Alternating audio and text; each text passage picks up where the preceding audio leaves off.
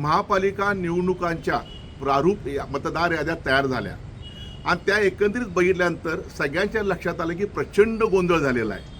प्रचंड गोंधळ, अक्षरशः आत्तापर्यंत इतिहासात असा कधी प्रचंड गोंधळ असं बोगसगिरी आत्तापर्यंत कधी झाली नव्हती. कुणी केल्या याद्या ह्या? चुकून झाल्या का? तर नाही, चुकून झाल्या, ठरवून झालेल्या आहेत.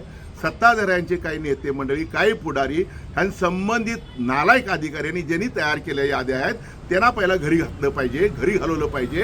आणि हे इशारा कोणाच्या काम करतायत तर निवडणूक आयोगाच्या आणि संबंधित प्रशासकाच्या इशाऱ्यावर काम करत नाहीत, तर पुढाऱ्यांचा पगार घेत आहेत. पुढाऱ्यांची लागेबंदी असल्याकारणानं त्यांना जवळ करून त्यांच्या इशाऱ्यावर याद्या तयार केल्या आहेत. निवडणुका जिंकायच्या तर अशा जिंकायच्या, तर अशा जिंकायची तर लोकशाहीचा खून नाही हा, मतदारांचा अपमान नाही हा.